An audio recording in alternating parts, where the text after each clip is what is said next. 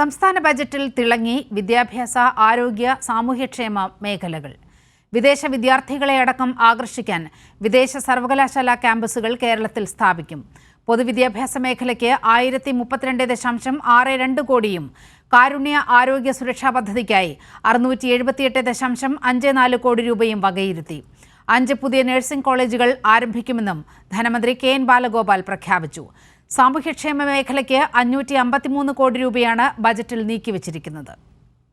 രാജ്യത്തിലെ ഉന്നത വിദ്യാഭ്യാസത്തിന്റെ ഹബ്ബായി കേരളത്തെ മാറ്റുക എന്നതാണ് സംസ്ഥാന സർക്കാരിന്റെ പ്രഖ്യാപിത ലക്ഷ്യം. വിദ്യാഭ്യാസത്തിനായി വിദേശത്തേക്ക് പോകുന്ന വിദ്യാർത്ഥികളുടെ എണ്ണം കുറയ്ക്കാനും കൂടുതൽ വിദേശ വിദ്യാർത്ഥികളെ ആകർഷിക്കാനും ഉചിതമായ പദ്ധതി. പുതിയ UGC മാർഗനിർദ്ദേശങ്ങൾ അനുസരിച്ച് കേരളത്തിൽ വിദേശ സർവകലാശാല ക്യാമ്പസുകൾ സ്ഥാപിക്കുന്നതിനുള്ള അവസരങ്ങളും പരിശോധിക്കും. സർ, ധാരാളം വിദേശ വിദ്യാർത്ഥികൾ ഇന്ന് ഉന്നത വിദ്യാഭ്യാസത്തിനായി കേരളത്തിലെ വിവിധ സർവകലാശാലകളിലേക്ക് എത്തുന്നുണ്ട്. മേൽ സൂചിപ്പിച്ച നടപടികളിലൂടെ കൂടുതൽ വിദേശ വിദ്യാർത്ഥികളെ സംസ്ഥാനത്തേക്ക് ആകർഷിക്കാൻ കഴിയും. സ്വകാര്യ സർവകലാശാല ആരംഭിക്കുന്നതിനുള്ള നടപടികളും സ്വീകരിക്കും. പൊതുവിദ്യാഭ്യാസ മേഖലയ്ക്ക് 1032 കോടി രൂപയ്ക്ക് മുകളിലാണ് ബജറ്റിലുള്ളത്. സ്കൂൾ കുട്ടികളുടെ സൗജന്യ യൂണിഫോം വിതരണം ചെയ്യുന്നതിന് 155.34 കോടി രൂപ വെക്കുന്നു. ഇത് മുൻ വർഷത്തേക്കാൾ 15.34 കോടി രൂപ അധികമാണ്. ഭൗതിക വെല്ലുവിളികൾ നേരിടുന്ന കുട്ടികൾക്ക് സംരക്ഷണം നൽകുന്ന സ്ഥാപനങ്ങൾക്ക് ധനസഹായം നൽകുന്ന പുതിയ പദ്ധതിക്കായിട്ട് 50 കോടി രൂപ വെക്കുന്നു. ഹയർ സെക്കൻഡറി വിദ്യാഭ്യാസ മേഖലയിലെ വിവിധ പ്രവർത്തനങ്ങൾക്കായി 75.2 കോടി രൂപ വകയിരുത്തുന്നു. 6 മുതൽ 14 വയസ്സ് വരെയുള്ള കുട്ടികൾക്ക് ഉച്ചഭക്ഷണ ലഭ്യത ഉറപ്പാക്കുന്ന സ്കൂൾ ഉച്ചഭക്ഷണ പദ്ധതിക്ക് 382.14 കോടി രൂപ വകയിരുത്തുന്നു. ആരോഗ്യ മേഖലയ്ക്കും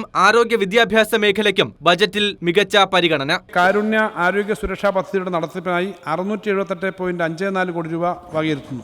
നിലവിലുള്ള 9 നഴ്സിംഗ് കോളേജുകൾക്ക് പുറമെ കാസർഗോഡ്, ഇടുക്കി, വയനാട്, പാലക്കാട്, പത്തനംതിട്ട എന്ന ജില്ലകളിലായി 5 പുതിയ നഴ്സിംഗ് കോളേജുകൾ കൂടി ആരംഭിക്കും. സംസ്ഥാനത്തെ ആരോഗ്യ വിദ്യാഭ്യാസ മേഖലയുടെ ആകെ വികസനത്തിനായി 401.24 കോടി രൂപ വകയിരുത്തുന്നു. Regional institute of ophthalmology Thiruvananthapuram, college of pharmaceutical science Thiruvananthapuram, medical കോളേജുകൾ എന്നിവയുടെ സമഗ്ര വികസനത്തിനായി 217.41 കോടി രൂപ അനുവദിക്കുന്നു. സർ, തിരുവനന്തപുരം മെഡിക്കൽ കോളേജിൽ സർജിക്കൽ റോബോട്ട് സ്ഥാപിക്കുന്ന പുതിയ പദ്ധതിക്കായി 29 കോടി രൂപ വകയിരുത്തുന്നു.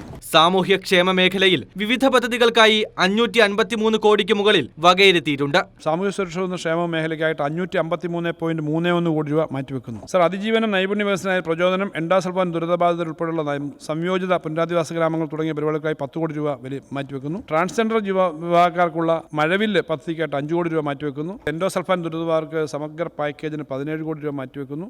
വയോമിത്രം പദ്ധതിക്കായി 27.5 കോടി രൂപയും, അനുയാത്ര പദ്ധതിക്കായിട്ട് 20 കോടി രൂപയും, ആശ്വാസീകരണ പദ്ധതിക്കായിട്ട് 50 കോടി രൂപയും, സ്നേഹപൂർവ്വം പദ്ധതിക്കായിട്ട് 17.39 കോടി രൂപയും, മിഠായി പദ്ധതിക്കായിട്ട് 3.8 കോടി രൂപയും, ശുഭയാത്ര, ആശ്വാസം, ഹസ്തദാനം എന്നീ പദ്ധതികൾക്കായിട്ട് 13 കോടി രൂപയും മാറ്റിവെക്കുന്നു. കൈരളി ന്യൂസ്, തിരുവനന്തപുരം.